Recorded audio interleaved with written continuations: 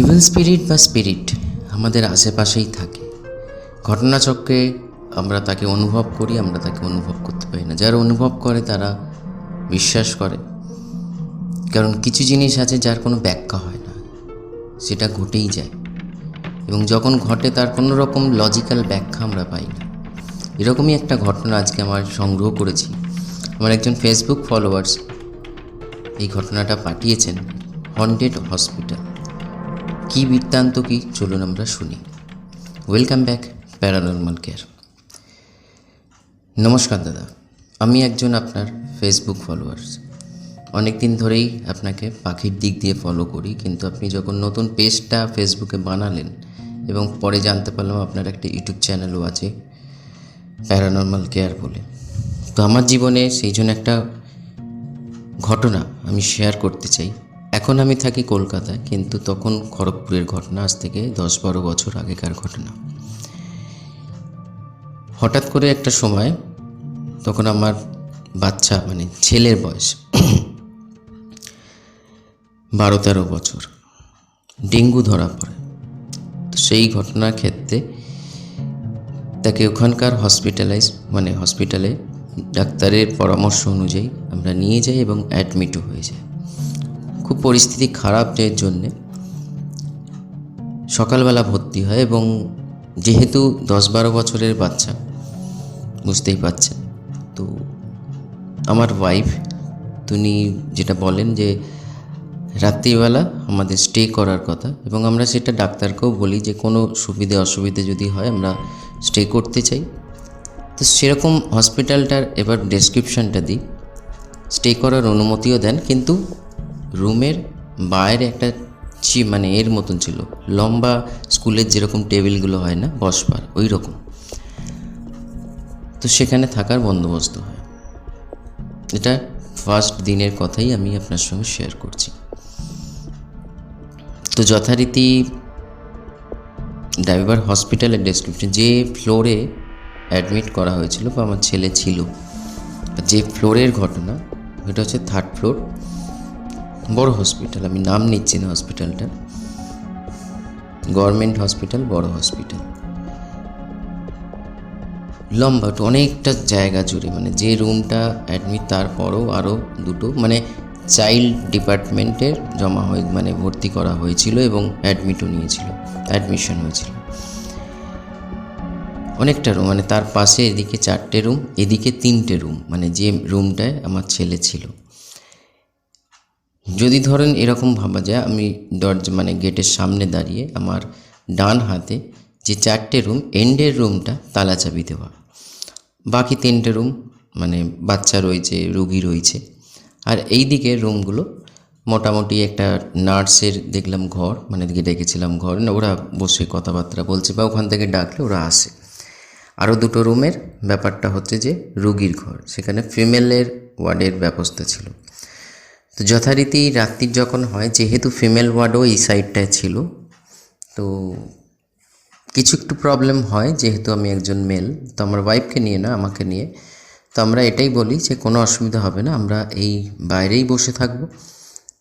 যদি আমরা থাকার উদ্দেশ্যই একটাই যে কোনো রাত বিরতে, কারণ আমাদের হসপিটাল থেকে বাড়ির দূরত্বটা অনেক, কোনো যখন আপদে বিপদে যদি কোনো প্রবলেম হয়, চট করে আমরা আসতে পারবো না, মানে সময় লেগে যাবে। তো যার ফলে এই ডিসিশানটা নেওয়া হয় যে প্রথম রাত্রিটা, ডাক্তার বলেছিল 2-3 দিন কি 4-5 দিন লাগতে পারে নর্মালাইজ হতে।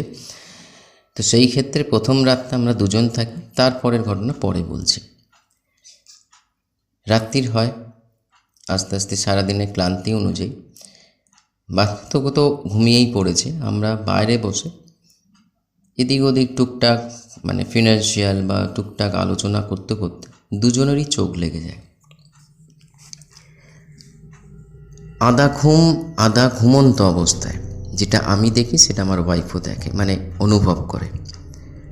হঠাৎ করে মনে হলো, একটা স্টেজ হয় না দাদা ঘুমানোর সময়, যে আপনি টেনশানে ঘুমাচ্ছেন, ঘুম এসেছে, কিন্তু আবার মাথায় এটাও রয়েছে যে আমরা হসপিটালে রয়েছি, আমার ছেলে অ্যাডমিট, এই সমস্ত ব্যাপারটা মাথার মধ্যে ঘুরছে। হঠাৎ করে আমাদের দুজনেরই মনে হলো, পরে আমি এটা জানতে পারি যে ও অনুভব করে, সেই জন্যই বলছি এখন থেকে, দুজনেরই মনে হলো আমাদের সামনে থেকে কেউ হেঁটে গেলেন, একজন মহিলা। যেটা আমরা ভাবি যে কোনো নার্স হবে। ওইদিকে আরও 2টো রুম 3টে রুম ছিল, তো সেখানে যাবে। এবং আরও কিছুক্ষণ পরে একটা হিসিং সাউন্ড চলতে থাকে। মানে হিসিং সাউন্ড বলতে কেউ কথা বলছে, ফিসফিস করে কিছু কথা বলছে। এ নিয়ে আমার ঘুমটা ভেঙে যায়। আমার ওয়াইফ তখনও ঘুমোচ্ছে, মানে ওই রকম স্টেজ মানে অবস্থাতে রয়েছে।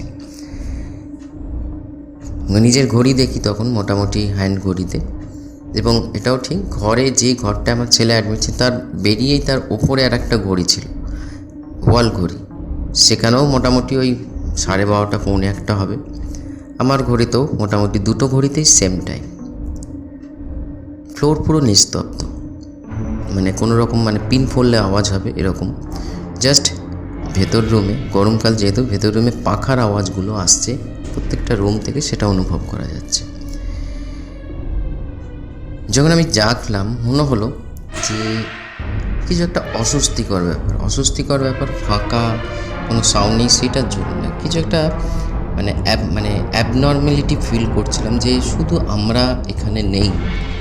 এই ফ্লোরটার মধ্যে যেখানে ব্যালকনি টাইপের, যেটা একটা ধরুন, আর 2টো এন্ডেরই একটা মানে যেদিন ধরুন যে ঘরটার রুমটা বন্ধ ছিল তার ওই দিকের এন্ডে একটা ছোটো ব্যালকনি, কিন্তু ওই দিকটা ঝোপ জঙ্গলের মতন, আর এই দিকটা মানে আপনি মেন রোডটা পাবেন। তো মেন রোডের খুব দূর থেকে হাওয়া আসছে, মানে ব্যালকনিতে ওখানটায় দাঁড়িয়ে আপনি অনেক দূর থেকে দেখতে পাবেন গাড়ি ঘোড়াগুলো যাতায়াত করে, এবং সাউন্ড তো আগে আসে, তো সেই টুকটাক সাউন্ডগুলো আসছে। হঠাৎ করে আমি অনুভব করি, যেটা আমার তখনই মনে হলো, যে 3টে রুম খোলা ছিল তার পরের রুমটার থেকে মানে ফ্র্যাকশন অফ সেকেন্ড মনে হলো কেউ একজন বেরিয়ে এলো। এবং বেরিয়ে আসার পর আমি স্পষ্ট দেখেছি যে রুমটা বন্ধ সেখান থেকে একজন মহিলা বেরোলেন, কিন্তু পরে যেন গুলিয়ে গেল, যে মনে হলো যেন হয়তো আমি ভুল দেখছি, একটা বন্ধ দরজা থেকে যেখানে তালা লাগানো সেখান থেকে কে আবার বেরোবে। পরে মন যেটা বোঝায় যে ওই রুম থেকেই বেরোচ্ছে, ঘুমন্ত অবস্থায় আছি তার জন্য মনে হচ্ছে হয়তো ওখান থেকে বেরিয়েছে। আমাদের সামনে দিয়ে হেঁটে একটু খোঁড়াতে ওনার মাথায় ব্যান্ডেজ, মাথায় টোটালটা ব্যান্ডেজ, এবং খোঁড়াতে হাঁটছে। দেখি জিনিসটা অস্বাভাবিক লাগলো, যে একটা পেশেন্ট কী করে উঠে বাইরে আসে। তো আমি সাহস করে ওনাকে জিজ্ঞেস করি যে দিদিভাই আপনি কি কোথাও যাবেন? তো উনি আমার দিকে দেখেন, মুচকে একটু হাসেন, হেসে আবার অল্প করে মানে খুব খোঁড়াতে হাঁটছে। তো আমার জিনিসটা দেখে অস্বস্তিকর এই কারণে লাগলো, একটা পেশেন্ট, তার সঙ্গে কোনো কেউ নেই, উনি খোঁড়াচ্ছেন, মাথায় পুরো মাথাটাই, মানে শুধু কপাল নয়, পুরো হেডটা, মানে যেরকম আমাদের পাঞ্জাবিদের দাড়ি এ করায় না শেভ করার জন্যে, ওই রকমভাবে পুরো ব্যান্ডেজ করা, হোয়াইট ব্যান্ডেজ, ব্লিডিংয়েরও দাগ রয়েছে। তার সঙ্গে কোনো সাপোর্টিং কোনো নার্স বা আয়া নেই। সে কোন দিকে কী যাচ্ছে, কোথায় যাচ্ছে? উনি দেখছি আমাদের ওই এর দিকে, যেদিকে বললাম না রোডের দিকটা, ওই দিকে হেঁটে যাচ্ছে। তো আমি আমার তখন ওয়াইফকে ডাকি যে ওঠো, ব্যাপারটা ওর তো মোটামুটি ধরো ঘুমের মধ্যেই উঠে পড়েছে, মানে জেগে গেছে। তো আমি বললাম যে ভদ্রমহিলা একা এই অবস্থায় যাচ্ছে, তোমার বোধহয় সঙ্গে যাওয়া উচিত, কারণ কোনো নার্স নেই, উনি মানে খোঁড়াতে যাচ্ছেন, পায়ে চোট, মাথায় পুরো রকম ব্যান্ডেজ করা, হয়তো বাথরুম যেতে চাইছে বা কী করতে চাইছে, গিয়ে জিজ্ঞেস করো। তো আমার ওয়াইফ বলে হ্যাঁ ঠিকই তো বলেছো। বলে আমার ওয়াইফ কিছুটা এগিয়ে যাওয়ার পর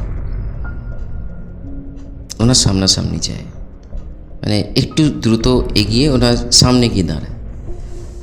বলেন যে আপনি কোথায় যাবেন, আপনি এই অবস্থায় মানে বেরিয়েছেনই বা কেন, বা কোনো দরকার থাকলে বলুন, আমরা তো বাইরে বসে আছি, কোনো নার্স বা আয়া থাকলে, বা ডাক্তার তো নেই এখন, আর নার্সকে ডেকে দিচ্ছি।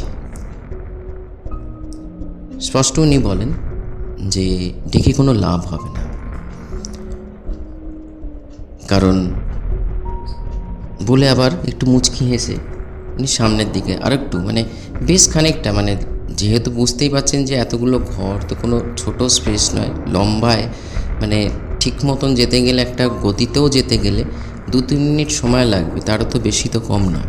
আর উনি যেরকমভাবে হাঁটছেন সেটা মানে যদি এন্ডে গিয়েও পৌঁছান, তো এন্ডে যেটা যদি যেরকম দেখে মনে হচ্ছে উনি এন্ডের দিকেই যাচ্ছেন, অথচ ওইদিকে না আছে কোনো বাথরুম, না আছে কোনো কিছু। বাথরুম যা আছে প্রত্যেকটা রুমেই বাথরুম ছিল, মানে অ্যাটাচ বাথরুম রুগীদের জন্য। তো আমরা দুজনেই দাঁড়িয়ে উঠি এবং পেছন দিক থেকে ফলো করি। আস্তে আস্তে আমরা নিজেদের মধ্যে নিজেরা আলোচনা করতে করতে এগিয়ে যাই। এরপরে যেটা দেখলাম দাদা, যেটা সত্যিকারের অবিশ্বাস্য, বললে কেউ বিশ্বাস করবে না। উনি ওই অবস্থায়, ওই যে একটা ব্যালকনি মতন ছিল, যেটা বললাম না একটু দূরে মেন রোডটা দেখা যায়, কিন্তু ওই জায়গায় গিয়ে জাস্ট উনি ওখান থেকে ঝাঁপ মারলেন, জাস্ট ঝাঁপ মারলেন। আমরা ওই অবস্থায় দুজনই চেঁচিয়ে উঠেছি, চেঁচানো অবস্থায়। এবং আমরা যে পজিশনে দাঁড়িয়ে, যেটা বলেছিলাম একটা নার্স রুম রয়েছে, ওখান থেকে কিছু নার্স বেরিয়ে আসে। তো উনি বলেন, আমি বলে পুরো আমরা ঘটনাটা বলি যে এই ব্যাপার, এইমাত্র একজন সুইসাইড করেছে এই অবস্থাতে, আপনারা নিচে যান, নিচে দেখুন প্লিজ, না হলে তো মানে বলে আমি আমার ওয়াইফকে বললাম তুমি এখানে থাকো, আমি যাচ্ছি। এবং একজন নার্সও আমার সঙ্গে আসতে লাগলো। তো যে দিকটায় পড়েছে সেদিকটায় গিয়ে যখন দেখলাম, না আছে এক ফোঁটা রক্ত, না আছে কোনো সেই একটা অত বড় একটা মানে প্রাপ্তবয়স্ক মহিলার লাশ, শরীর। তো ওখান থেকে 3 তলা থেকে সে নিজেই তখন ছিল এরকমভাবে ইনজিওর্ড। সে যদি পড়ে, মৃত্যু তো স্বাভাবিক ব্যাপার, রক্তে মানে মাথা ফাটবে কি ফাটবে, মানে রক্তের ছড়াছড়ি হবে, এক ফোঁটাও কিছু নেই। আমরা আবার একে অপরকে, মানে নার্স যিনি ছিলেন উনি বিশ্বাস করেননি প্রথমে। উনি দেখেই বললেন, কোথা আপনি কিছু স্বপ্ন দেখেছেন? আমি বললাম, দিদিভাই আমি এই জিনিস দেখেছি, ওনার ফুল এরকম ব্যান্ডেজ। তখন উনি বললেন যে আপনি কখন দেখেছেন? তো আমি ওনাকে বলি যে আমি এরকম ঘুমাচ্ছিলাম, মানে আমরা দুজনেই ঘুমিয়ে পড়েছিলাম, হঠাৎ মনে হলো সামনে থেকে কেউ গেল। কিন্তু যখন ওনাকে দেখলাম মনে হলো যেন ওই বন্ধ করা ঘর থেকেই বেরোয়। কিন্তু তারপরে ভাবি যে বন্ধ ঘর থেকে মানুষ কী করে বেরোবে, এটা তো তালা চাবি লাগানো, একদম কোণের ওই দিকের ঘরটা। তখন উনি বলেন যে এইরকম ঘটনা আগেও ঘটেছে, কিন্তু খুব রেয়ার ঘটেছে, সবাই যে দেখতে পেয়েছে তা নয়। আসলে 2 বছর আগে ওই রুমটা অ্যাক্টিভ ছিল, ফাংশনাল ছিল, মানে ও ঘরেও রুগী রাখা হতো। তো ওখানে সেম যেরকম আমি বর্ণনা দিলাম, ওই রকম একজন ভদ্রমহিলা অ্যাক্সিডেন্ট অবস্থায় আসে। উনি সুইসাইডাল থট নিয়ে নিজের বাড়ি থেকে ঝাঁপ মেরেছিলেন, ফলে পুরো ফ্র্যাকচার হয়েছিল মাথা এবং পায়া। তো উনি এখানেও এসে সেম কন্ডিশনে উনি এইখানে সুইসাইড করেন। এবং সুইসাইড করার পর থেকে ওই রুমে বিভিন্ন রকম রাত্রিবেলা এবং দুপুরবেলা অ্যাক্টিভিটিস দেখার জন্য কোনো রকম ব্যাখ্যা হসপিটাল কর্তৃপক্ষ খুঁজে পায়নি। যত রোগী ওই ঘরে যেত, রাত্রিবেলা নয় চিৎকার করতো, নাহলে ভয়ে সে যেরকমই রুগী থাকতো ওখানে থাকতে চাইতো না। ফলে ওখানে ওই জায়গাটা এরকমভাবে বন্ধ করে দেওয়া হয়েছে, মানে ঘরটাকে বন্ধ রাখা হয়। আর কোনো বেড ফেড ভেতরে আছে, কিন্তু কোনো রকম রুগীকে ওখানে আর কোনো অবস্থাতেই রাখা হয় না।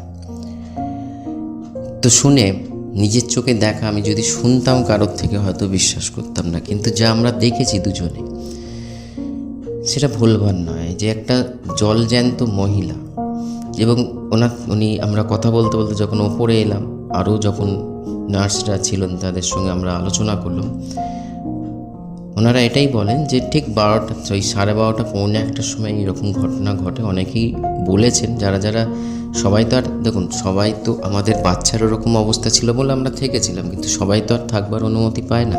তো যারাই থেকেছে কিছু না কিছু মানে ইনসিডেন্ট ওখানে দেখেছে। এবং এই যে ঘটনাটা যেরমভাবে আমরা দেখেছি, ওনার শাড়ির কালার ছিল লাল পেরে, এবং মানে ব্যান্ডেজের মধ্যে থেকেও রক্ত, খুঁড়িয়ে খুঁড়িয়ে হাঁটা, সমস্তটাই ওনারা বলেন 2 বছর আগে এরকমই একজন ভদ্রমহিলা অ্যাডমিট হয় এবং সে রিসুসাইড করে নিজের মানে জীবনটা শেষ করে।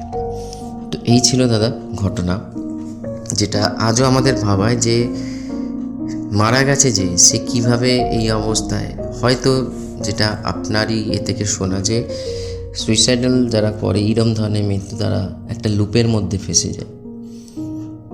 তো এই ছিল ঘটনা, যেটা আপনার সঙ্গে শেয়ার করে ভালো লাগছে। যদি আপনার উপযুক্ত মনে হয়, ঠিক মনে হয়, তো আপনি আপনার ইউটিউব চ্যানেল এবং ফেসবুক পেজে নিশ্চয়ই শেয়ার করবেন, শুনে ভালো লাগবে।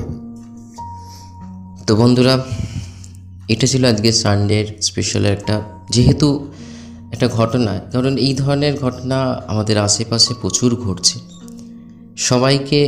সবাই আমরা অনুভব করতে পারি না, কিন্তু স্পিরিট বা এন্টিটি যাকে মনে করে যে দেখা দেবে, নিশ্চয়ই দেখা দেয় এবং আমরা সেটাকে অনুভব করি।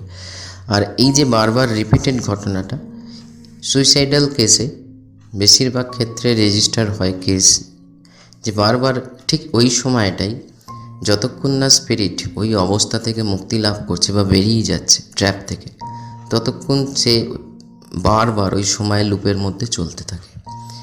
যাই হোক, ঘটনাটা ভালো লাগলে একটা লাইক করবেন, শেয়ার করবেন, কমেন্টস করবেন। আপনাদের জীবনের সঙ্গে ওই ভাইয়ের মতন কোনো যদি ঘটনা এরকম থাকে, বা ভালো কোনো কিছু ঘটনা যেটা রিয়েল, গল্প নয়, নিশ্চয়ই শেয়ার করুন। আমরা এই দুটো প্ল্যাটফর্মে শেয়ার করব। ভালো থাকুন, সুস্থ থাকুন, ঈশ্বরের সান্নিধ্যে থাকুন, ভালো কর্ম করে এগিয়ে যাবার চেষ্টা করুন। নমস্কার।